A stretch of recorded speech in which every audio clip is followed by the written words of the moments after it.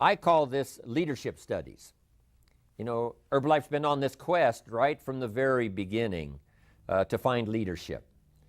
People who can sell the product in a leadership role, not just sell it, but get people to use it, follow up. That's called the beginning of the leadership study. Then when you become a sponsor, you study how to be a good sponsor, giving that early information, because you're that first connection that someone has with Herbalife and the story. You know, they might have heard the story, the Mark Hughes story, but now you're the person who makes it real, either by telephone or in person. So learning to lead someone from what they don't know to what they should know, to give them advice on how to get started, how to get going, how to make it successful. You know, that's quite a responsibility. But that's what leadership is all about. Yes, it's a new opportunity, but it's also a new responsibility. And so I like to go through these leadership studies because we should all continue to be students. Many of you have already become leaders, but here's the key, and that is to be a student leader. Always studying ways to make your leadership more effective, your communication more dynamic, your understanding more expansive, your compassion a little deeper, your willingness to listen, you know, a little better, comprehending and turning it into something valuable that you can give back, that mechanism now starts to work better and better, working better as each year passes. A student leader. And leaders, of course, are not the only ones that need to be students. I wrote down here, the president needs to be a student. Mark Hughes has to continue to be a student. He was a founder of the company, but he's the student founder. He's the president now, but he's the student president. Continually looking for ways, whether it's style or content or product or presentation or understanding or a longer reach now than he had a few years ago. Mark is always looking for ways to be a more powerful leader of the company. Chairman of the board, what an incredible responsibility.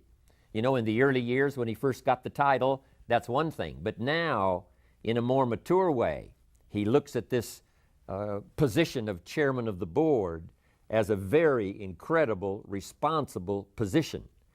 So he has to study ways now. Herbalife being traded, you know, on the open stock exchange. All of those responsibilities he didn't have when the company first got started, but he kept being a student at every position. And of course, at his level, you can imagine what the demands are to keep studying the craft, to make sure you keep up with the latest, not only in the technology of developing products, but in refining the marketing, in doing business in such a variety of countries. So the responsibility of leadership, you know, goes all the way from the top to the bottom. And wherever you find yourself today, myself in my position here, my position as a father, you've got to be a student father. If you're a mother, congratulations. I advise you to continue being a student mother. How could you be more effective as a mother this year versus last year? What new stories could you gather that would be valuable when you have a chance to talk to your children about some specific challenges or problems? That's called continually to being a student parent. So a student distributor, a student president's team member, a student global expansion team member. Now that you've gotten that new position on the tabulator team, study ways now to make that position so effective and so powerful and so to have such a unique reach that it won't take you long to get to millionaire team. And then you study that position, not just from the opportunity to earn the extra money. You know, we say millionaire team, you know, 2%, now 4%. And then to be worth the 4% in terms of your ability to communicate, your ability to lead, your ability to help people to grow.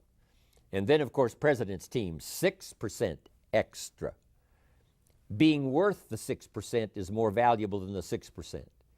But you must say, now that I've finally reached this position, president's team, I must now really intensify my studies, how to make this position valuable for myself, for the continuity of my family and my financial future, but also so that I build the right reputation for my organization. And now as president's team, I'm sure, you know, reaching out to help other lines of organization, not just your own, helping the company to grow as well as your organization to grow.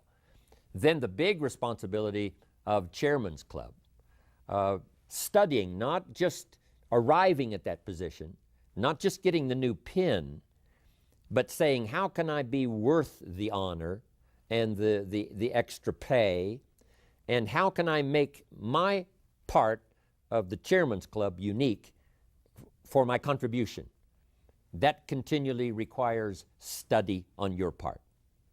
Learn the extra stories, do the extra reading, do the extra note-taking to make sure that you're not missing anything, especially in that prestigious position as well as responsible position. So that's what I'm talking about here now in being a leader. But now, here are some leadership studies, and I want to give you the list first, and then we'll come back and we'll go through this list and take them one at a time. Here's the first one, and that's be a student of possibility. Number one. Next, be a student of opportunity. Possibility is one study, opportunity is another study. Then third, be a student of ability. There's the company ability, there's the organizational ability, but I'm going to talk more personally here about your personal ability. Learning to recognize other people who have ability that no one else has encouraged, and now you have the opportunity to do so. Also recognizing your own personal ability. So we'll make that a part of our list. Here's the next one that's vitally important, and that's the study of inevitability. Some things at certain times become inevitable, and we'll go through that. And the last one is rationality. How to be a speed thinker. How to grasp problems and take them apart and put them back together in rapid fashion. How to ponder something and then make sure, that it fits you, it fits your philosophy, it fits what you want to accomplish. Rationality, very important subject to study. So that's the list: possibility, opportunity, ability, inevitability, and rationality. Now, let's start with possibility. I heard a sermon just a few weeks ago. Young Schuler, Dr. Schuler of the Crystal Cathedral, it was his son who was filling in for him and preaching a sermon. And of course, I have lectured there for a long time, starting about 27, 28 years ago, and I'm always interested, especially when young Schuler is going to be on. He's remarkable. And here was the notes from his sermon. Now, I'm going to abbreviate it, but I think you're going to get the points that I'm going to cover here. I thought it was one of the classic sermons I've ever heard. And it had 3 major points. Not 30, just 3. But they were so classic, and here they were for your notes. Number 1, if you think it's impossible, it isn't. That was his first point.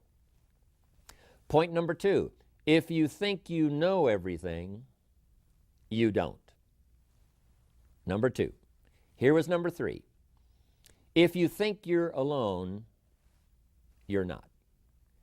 I thought those are some classic points. If you think it's impossible, it isn't. If you think you know everything, you don't.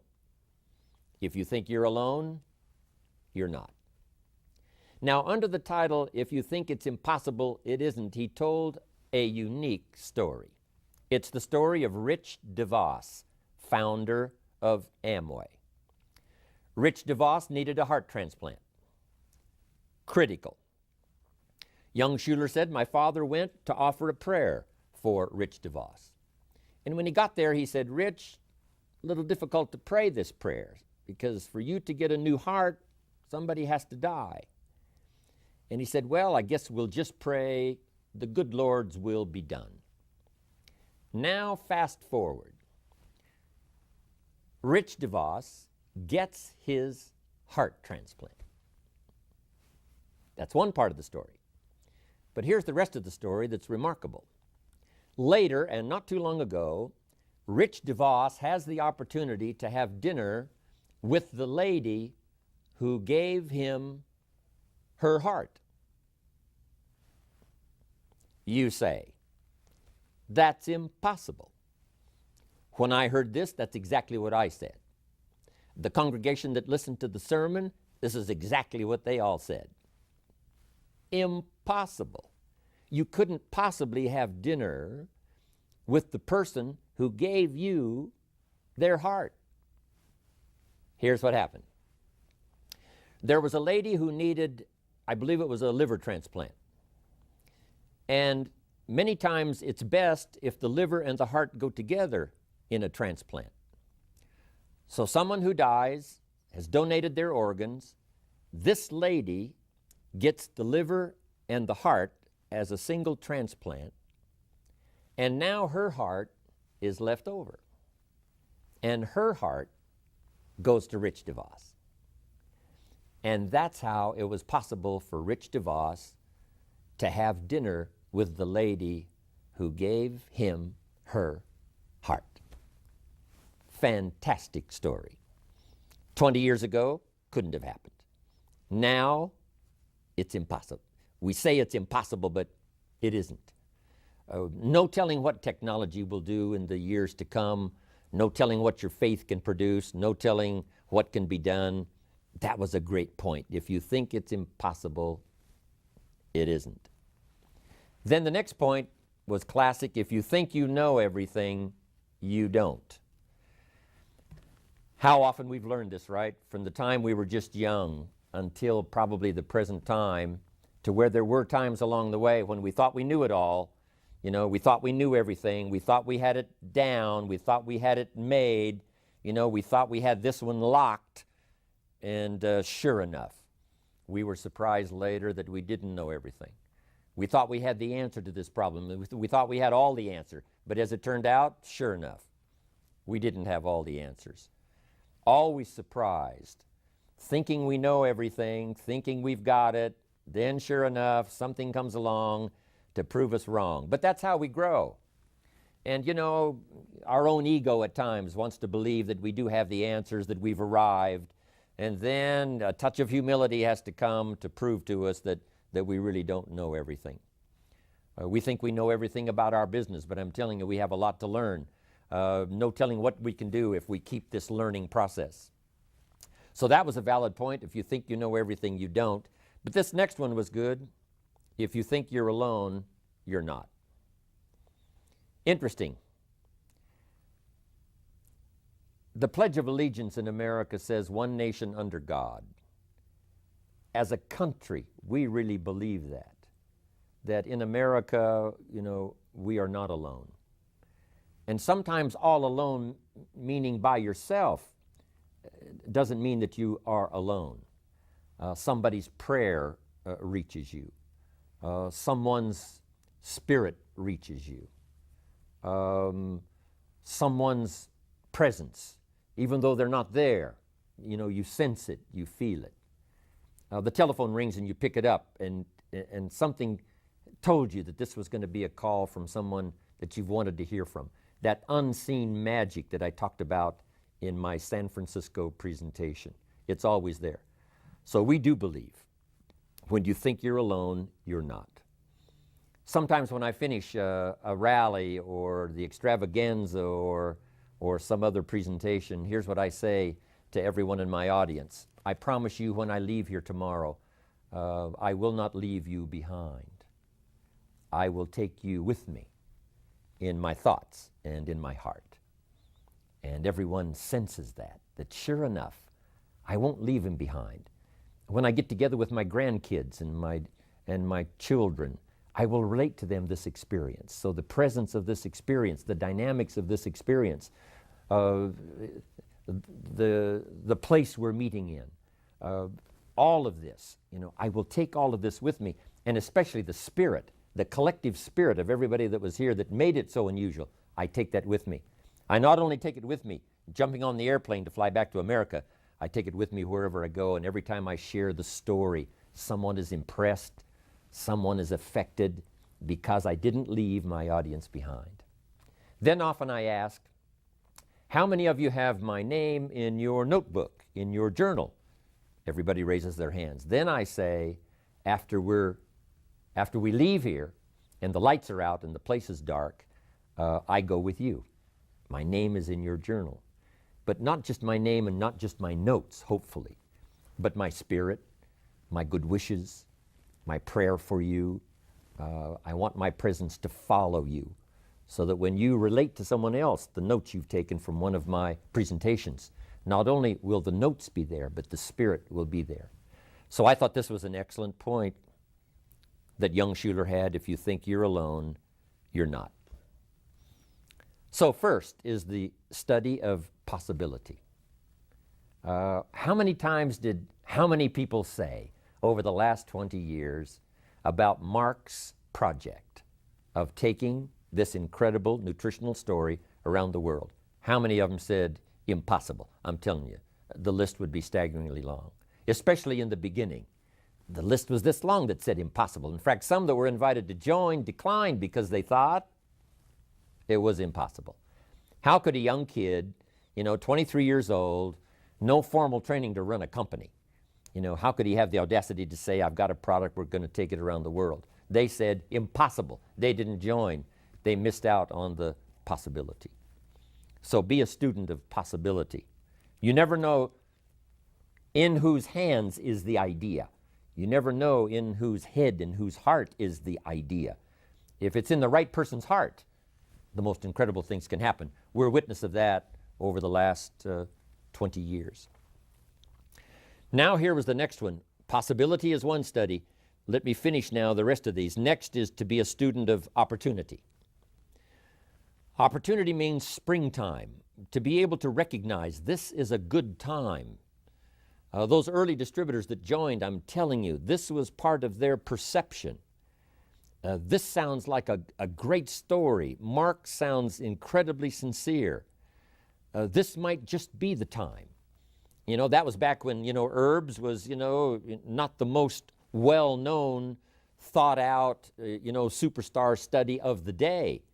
But I'm sure those early distributors thought maybe this is the time when not just other nutrition that we've heard about, but herbal nutrition and all of that, this may be the time, this may be the moment. And they recognized it as spring. They also recognized it as spring for them because Mark brought them the financial opportunity. When he said, I'll teach you everything I know, and I'll teach you everything I learn as we go.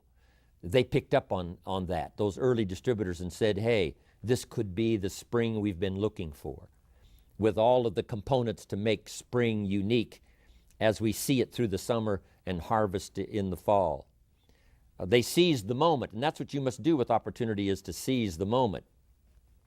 Whether the moment might be someone you see standing there and you say, I should introduce myself and tell my story, or at least say hello and see if the window will open a new opportunity. I had that chance just not long ago. The gardener who takes care of some of my my landscaping. I hadn't talked to him before, and I thought this is a good opportunity. And I told him about Herbalife, and I told him about Mark Hughes, and I told him about my position, and I told him, what was happening, some of the things currently that was happening. Just incredible. His eyes lit up, and soon he's becoming an Herbalife distributor. But seizing the moment, not letting opportunity slip away. Be a student of when it's the right time. Be a student of when this is the moment. This could be the year. The first 3 months of the next year to set up the year 2000. Say, I'm going to recognize this as a new opportunity for me to really pour it on these first 3 months. I'm calling it springtime. Putting together an artificial spring. In an industrialized society, it's hard to recognize when is spring, when is summer, when is harvest. So sometimes you have to sort of manufacture a spring. When we open up a new country, of course, now it's springtime. But if you've been going along and you've been a distributor like here in America for, quite some time, just create a spring and say for the next 90 days, springtime. We're going to call it the spring campaign, a heavy recruiting effort, a heavy customer base effort called springtime. Learning to recognize opportunity, be a student of opportunity. Now, here's the others. Next is ability. Human ability, as we, ponder and think back over as much history as, we've mastered of what human beings have done in the last 6,000 years, and especially what human beings have done that we know more particular about the last couple of hundred years, since the birth of America, especially us who are Americans. But the last, let's say, 1,000 years of the Renaissance, walking hopefully out of the Dark Ages, when there was a whole burst of freedom, of thought, craft, artist, genius, music. It seems like all of these unique architecture, all of these things sort of began to awaken almost simultaneously. And within a few short years, everything seemed to be bursting forth like a variety garden called the Renaissance. But that helps us to understand, pardon me, that human ability is just incredible. Given the right moment, given the right opportunity, given the right climate, given the right season, human beings can think, create, and do the most extraordinary things. That's general ability. In Herbalife, we've watched people who no one gave them a chance, but no other opportunity had ever tapped their unique ability. It was there, but it was undiscovered. It was there, but it was unapplied. It was there, but it was lost in confusion. It was there, but nobody ever recognized it. It was there, but nobody offered them a helping hand saying, come, we'll teach. Nobody offered the opportunity to say, come, we'll recognize.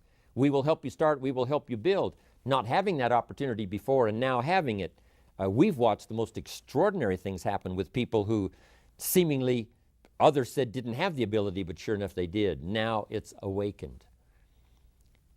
There's a unique story talking about incredible ability of a university student who was being given an incredible award. He was in mathematics, and this was an incredible award of mathematics, and the ceremony was extra special. And here's why.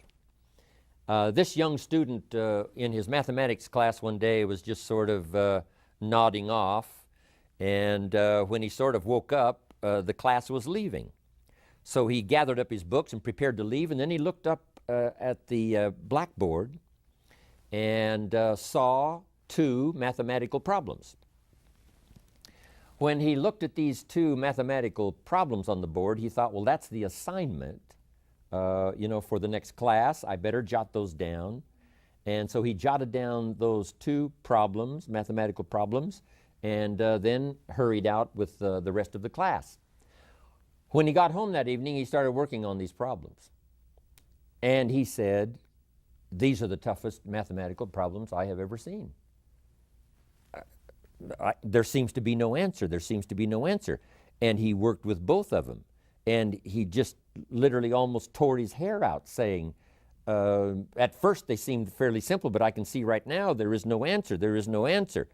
But finally, one of them that he had really struggled with, he finally found the answer, or thought he had the answer.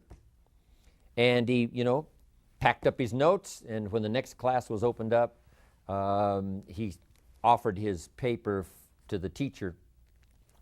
And little did he know, when he offered his paper to the teacher looked at what he had done, and he said, I jotted those two mathematical problems down. He said, I've wrestled with them. There didn't seem to be any answer. Finally, I got a breakthrough on one of them, and here's the best I can do. Well, the teacher was astounded.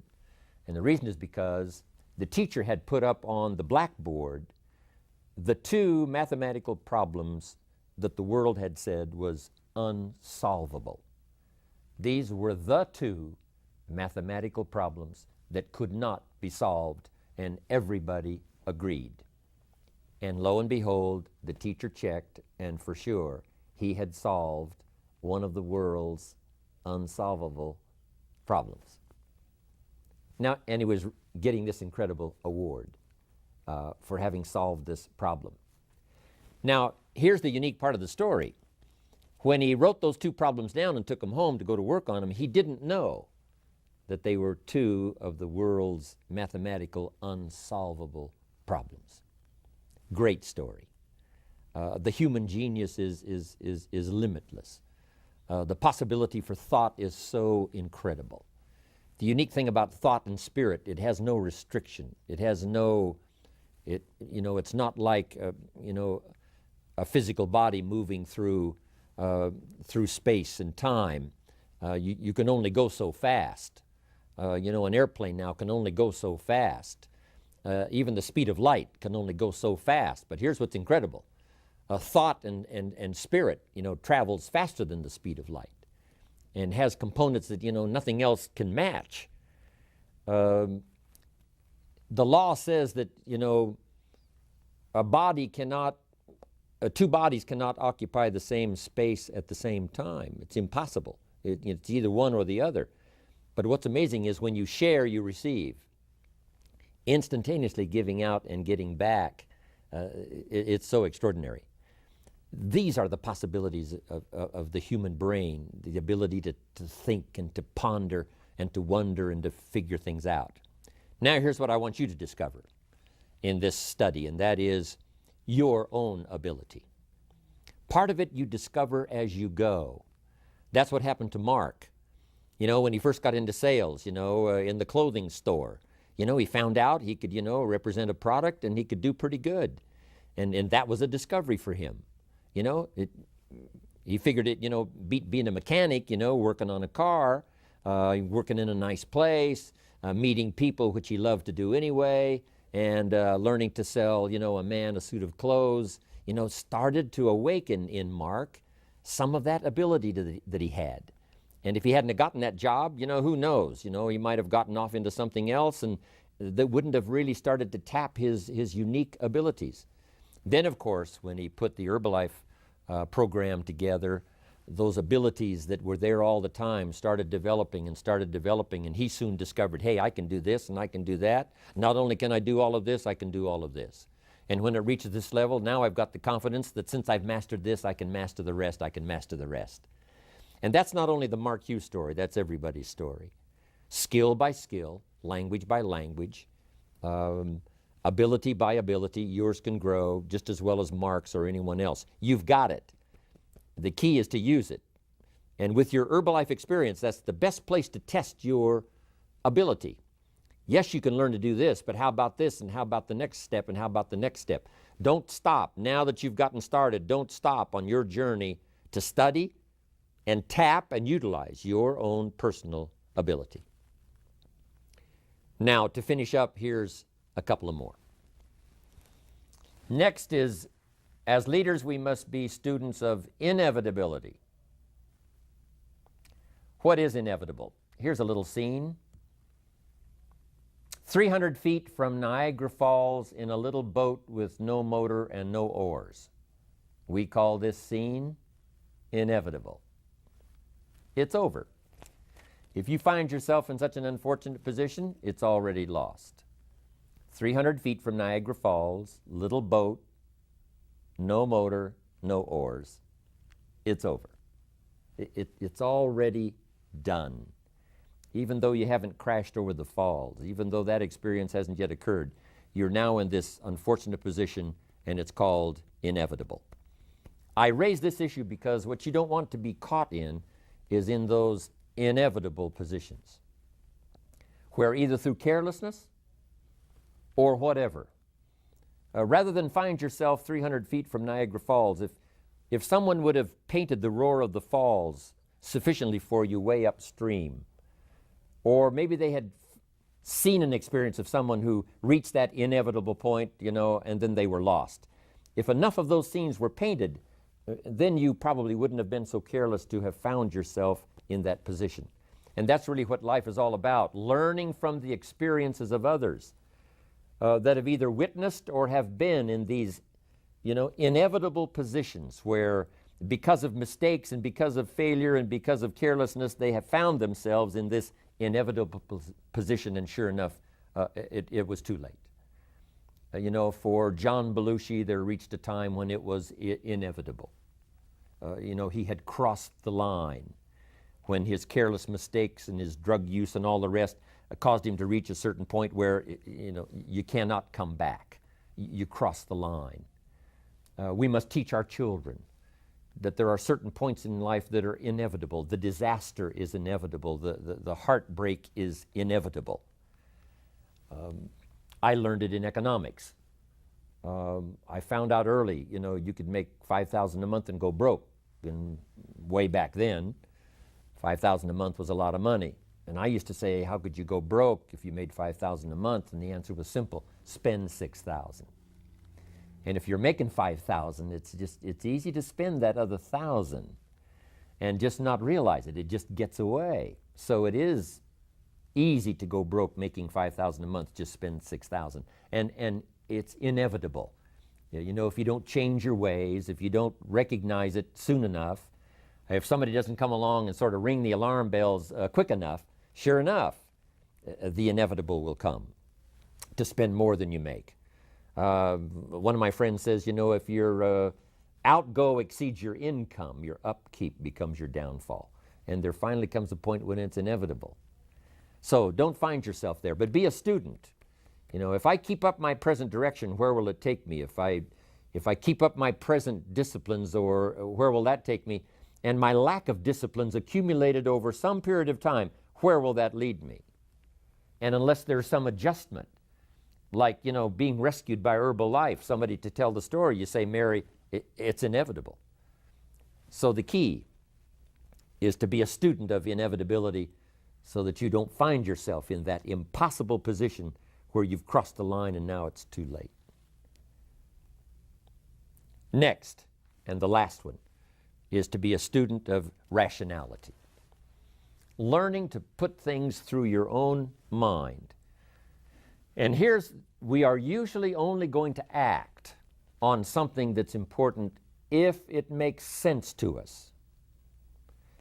Now, sometimes what makes sense to us leaves us still a little bit short of what we should know, for the full expanse of knowledge to do a lot more things. But we can only really move as quickly as things make sense to us. Sometimes we step out by faith, but it makes sense to us to use our little faith. It makes sense to us to take a chance. It makes sense to us to make the investment first and then hope for the harvest.